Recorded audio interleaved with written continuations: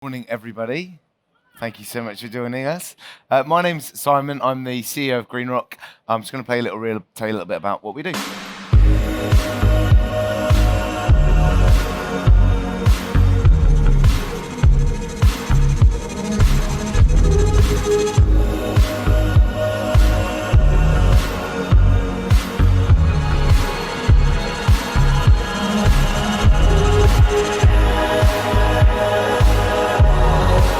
Hey, what's up, guys? My name is Dev. London Live, how you doing? Allow me to reintroduce myself.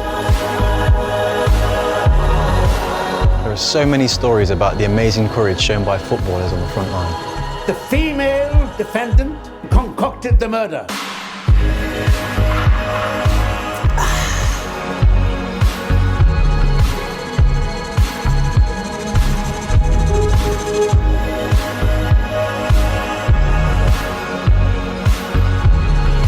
Book now for the cultural event of the summer, broadcast live from the British Museum.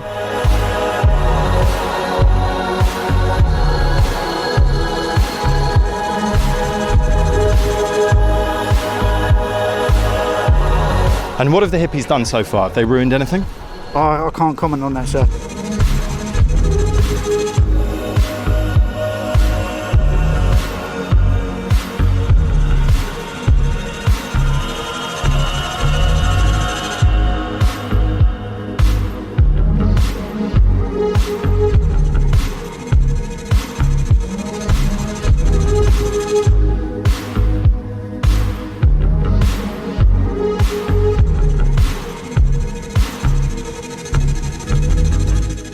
Fab.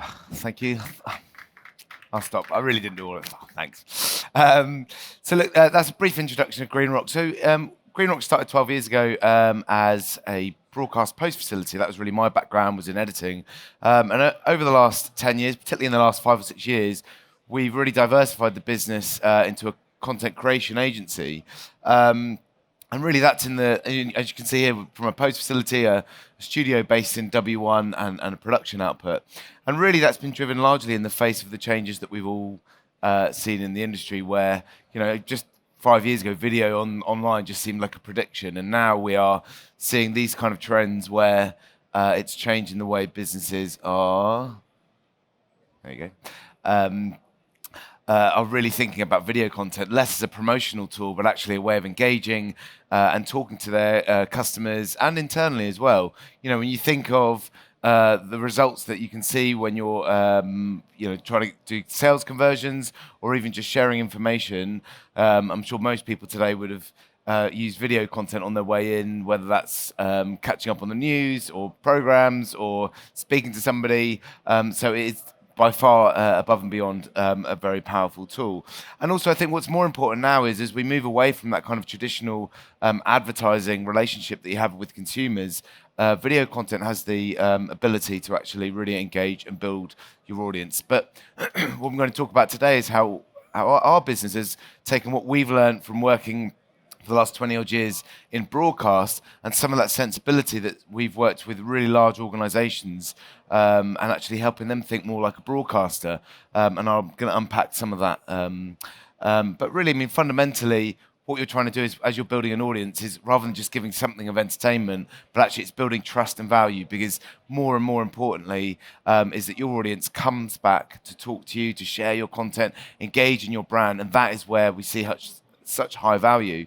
And we talk about things like disruption, and that sounds like it's a haphazard word, but brands and organizations that are taking this seriously, it's not haphazard at all. If you're trying to do something that's really going to engage and impact with brands, this is something that is well thought out and well executed.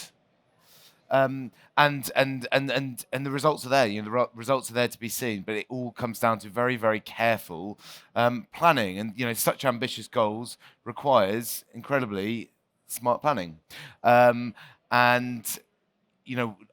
brands and organizations in a branded content world, they're no longer moving towards a campaign to campaign mentality where 10 years ago, if you were a big brand like Nike or someone like that, or banks or insurance companies, you might have seasonal campaigns. But now this kind of idea of an always-on mentality to content, I know it's a bit of a buzzword, but that always-on mentality is actually quite hard to manage. So how do you actually do that, and where do you draw that skill set? Because it's quite a different skill set that we found coming from a broadcast world.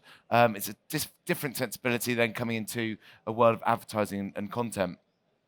So we know video is preferred. These stats aren't surprising, but the slide that I really find very powerful is actually the cost of getting wrong. What we're seeing generally at Green Rock is sometimes a 5, 6, sometimes 10 times demand in content output, but quite often it's the same budget, the same sort of operational constraints. So how do you do that? It's not a case of outsourcing to cheaper resource somewhere in the world, nor is it compromising on quality, because that is that's the worst thing you can do. In some ways, actually, we tell some of our partners, don't do anything, because the cost of getting it wrong is detrimental to your brand. You can have a negative perception, stop them actually doing it in their sales conversion, and also less likely to share your brand. And when you're trying to build and build and build your brand, the way you're talking to your audience, if you slip up in a bad way, then that relationship is gone. So what are we talking about today? It's about thinking a bit differently. So if you're in a business, a large or small organization, and you recognize that video content is a key part to how you're promoting, how you're advertising, how you're communicating, then you'll recognize that the trends that we're seeing and the trends that we're going to continue to see is that consumption is only going one way, and it's going that way very, very quickly. But the operational and budget constraints will probably stay quite steady. So where some of the examples that I'm going to give today is really us drawing on some of our broadcast expertise and applying that thinking, that approach, that planning into a digital first environment. Now, why broadcast? Why, we're surrounded by all this kind of futurist tech, and you think, well, broadcasts are dying, aren't they? That's for another talk, so I won't comment on that yet. But what I will say is that we are standing on the shoulder of giants. Broadcasters, take an example like the BBC, they've been doing it for 100 years. And in that 100 years, you think about how broadcast has had to change from what started out as radio theatre, was then to become television, colour television, radio and TV, digital channels, social media, all of that change that they've had to see, increasing their channel output, diversifying their audiences, and all the time they've had to rethink how they plan. And all the time, it's not like they've suddenly got 20 times the budget, even though they've got 20 times the channels. They've had to think, okay, how can we be really smart with the resource that we've got and make it go that little bit further? A nice example I like to talk about in kind of a modern day example is, a disruptor like Netflix. Some people might consider them a broadcaster. I wouldn't. They're a digital disruptor brand, really, and very young in this. They'll use the same DOPs, camera people from broadcast world. But what's really interesting is their spend here for The Crown on the left here was reportedly around $100 million for 2 series, 20 hours of content. But for the same money, you've got 9 times the output here, and actually a slightly higher audience appreciation. I'm a big fan of The Crown, so I'm not sure if I blew up. But anyway, but the difference between the two in terms of the way they're made is probably not that much. But in terms of the actual craftsmanship that goes into it, but the way they're planning something over here is very different, and thinking like a broadcaster would, where they'll think, right, we've got to do 9 times the output. How do we do that? And a lot that comes into planning, and it's taking that mindset, that thinking of how do you get 9 times of effectiveness without compromising on quality or time or anything like that, and it's applying that into a world. And this was just something from Campaign magazine, just I think 6 weeks ago, not too long ago. And really, I think we're starting to see this where big brands, advertisers, agencies are realizing, like, oh, goodness, I need to be producing more content, and I can't just do 10 times the amount of TV commercials. Something's got to give. and this is the way to do it. And so we've been talking in these kind of circles with some of the brands here who are recognizing actually, well, yes, I'm a supermarket or I'm an architect firm or I'm a bank, but actually when we've started to engage with them and say, but actually you're more than that. You're a content company. You're sat in a rich tapestry of content, but it's just kind of replumbing you to get that content out there. And this is a really typical chart that we speak to lots of different organizations with, and it kind of resonates. I could lift this and probably go into 100 different organizations and they will resonate with this. You have pockets of teams, from campaign, internal comms, training, but what's very typical is they work in silos and they subcontract to production agencies, and that's okay. It's okay, but it's not scalable. And if you are, if your brand and your messaging and the way you're trying to talk to your audience is important to you, then you need to jump forward, what would this look like in 2 years' time?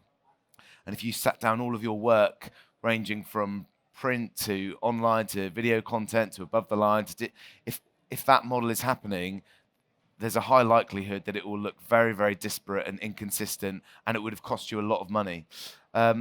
So what do we do? What do we sort of recommend when you put a filter of thinking more like a publisher or a broadcaster?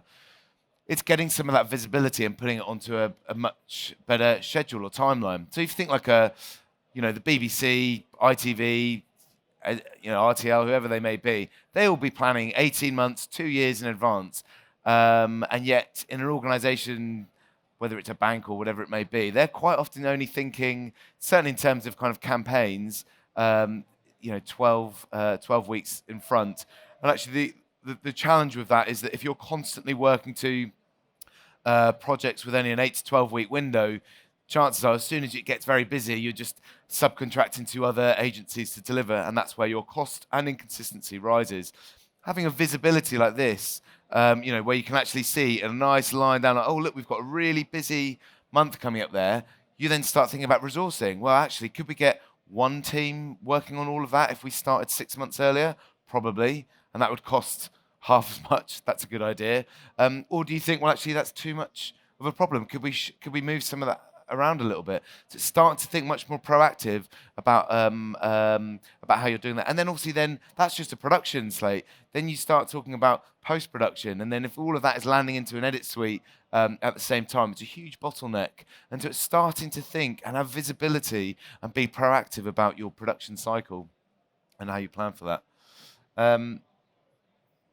So this is broadly where we end up. We actually take all of those kind of disparate segments, and much like a process in a broadcaster, a channel controller would be very familiar with this sort of workflow, where you're taking all of those little pockets within your business, putting it for a commissioning team. So we work with organizations where we might get all of the heads of all those teams into one room and say, look, guys, what are you trying to do? What are you trying to achieve? What's your seasons this year?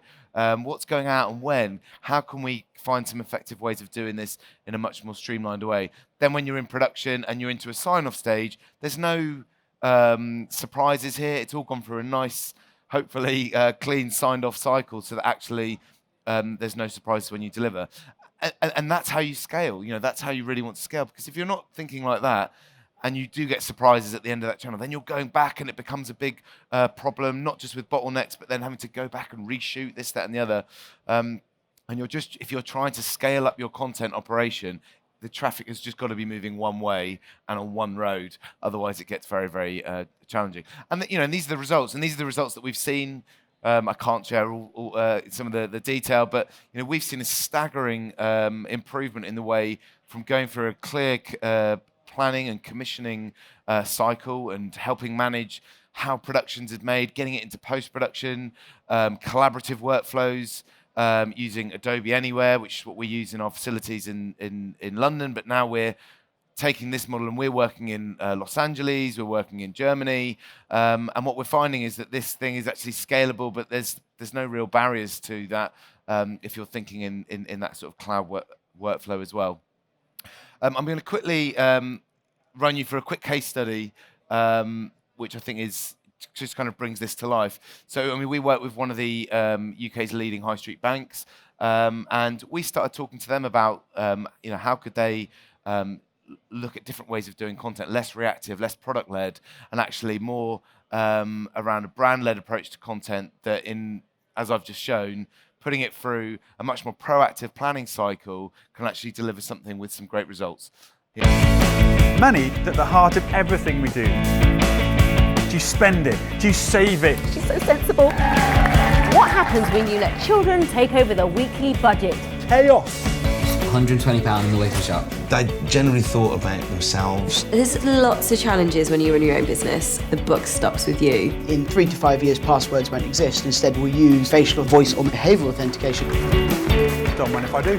This It's Money Bite. So that was a really interesting bit of content for a few reasons. One, that was just a trailer, but it was actually an 18-minute show on YouTube. Now, for a bank, trying to explain to them that actually this was a really good idea was actually not an easy task, because they're used to thinking in kind of short-term online clips or above-the-line TV advertising. But the ability of doing longer-form content, on YouTube, where I'm sure everyone here recognises people go to YouTube to engage. They go to watch content, and as we were saying, like if you just make great content, the length doesn't matter as long as it is great content. So don't talk about mortgages, don't talk about credit cards, just talk about how this will enrich people's lives, make it entertaining. And the stats came through in a really interesting fashion. 2 million views, huge uplift on the YouTube subscribers. What was interesting was actually the average view duration. We actually found that I think the average was 10.5 minutes on an iPhone at 8:30 in the morning. So this kind of data where you think, wow, someone's spending 10 minutes with a bank in content. That's a really, really powerful tool. And all we did was take what they were already doing in a bank across 4 or 5 different areas of the bank, as I showed in that diagram earlier, and we channeled it into one moment, one piece of content. And that actually, even though that was 18 minutes, that could then be cut up and lifted and shifted across various different platforms, from YouTube to LinkedIn, et cetera, et cetera. But it proved to be a really great pilot for NatWest. So much so that then they thought, okay, well, how can we think like a broadcaster? Because if you're thinking like a broadcaster and you have a hit first series, whatever it may be, you want to get your second series or your second chance at improving it. So we then said, okay, what would that look like for a business part of the bank? So we then started to. So this is our studio in W1 in London, and Mary Portis, who's a sort of prolific retail guru, and again another fantastic way of thinking, a different way of creating content outside of a campaign-led approach, and much more of a broadcast approach to content. And this was done in partnership with with the Telegraph newspaper in the UK. And again, we were starting to see real traction. So learning about taking that data, but also into the production approach, we were then seeing some fantastic viewerships. But what more importantly as well was we were applying that into our production cycle. So again, we then thought, well, that worked really well. When we came to do the second series of the business format, which we've just completed this summer, we then took that and thought, well, look, guys, we could probably do 6 times the amount of content for even less money, because we're thinking more like a broadcaster would. How can we be smarter in the edit? Do we need to do it live? Is there anyone else across the business that could use this production moment? And so finding those efficiencies led to a really fantastic result for them. But then what's next? If you're thinking like a broadcaster, you're planning, you're seeing engagement and engaging your teams, what's next for your audience? For us, personalization is a really key part for consumer journeys and how we build relationships with customers. We've seen it. I think it's one thing where the bar is actually set quite high by some of these disruptors. We'll all be familiar with Netflix and how they service content. And actually, I think moreover, just the way we consume with our retail experience, whether it's Amazon or whatever it may be, we are more than happy now to take personalization, recommendations. Some of us actually prefer that. So you can see these stats here. And also, even just the way we'll open an email, if it's not personalized now, chances are it will just go straight into junk mail. So this is the landscape of where we're talking to, and planning production operation that speaks into these stats is absolutely critical. Staying with our friends in the financial sector with NatWest, we built on our learnings from the operation we'd built with them, and we looked at a pilot with mortgages. Sounds like quite a dry topic, but actually a really interesting challenge where if you're fortunate enough to buy a home, a lot of that happens through paperwork, and they've done an incredible job in actually moving their thinking from paper mortgages to paperless mortgages. But once you've actually bought your mortgage, they were finding that actually not a lot of people were opening the mail and getting that information. So what would that look like if delivered through a video way with a much more of a broadcast sensibility? So what we did was we took 100,000 mortgages, took that detail in, and we shot a video, which I'll share with you now.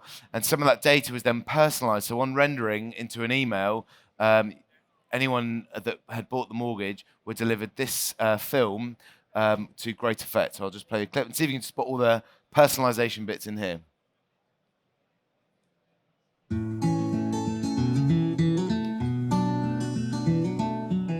I've just popped by to give you some important information on the mortgage you've chosen with us.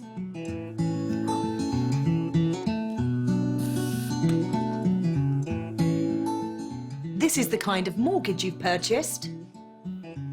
It runs for this long and at this interest rate. After the deal period ends, your mortgage will revert to our standard variable rate. And importantly, your monthly payment will be taken on this date each month for this amount. Now, where is your bin? Did you know you can manage your mortgage at any time, 24/7, by registering for our online mortgage self-service, where you can view everything you need to know about your mortgage, like your payment history, an overpayment calculator, and plenty more.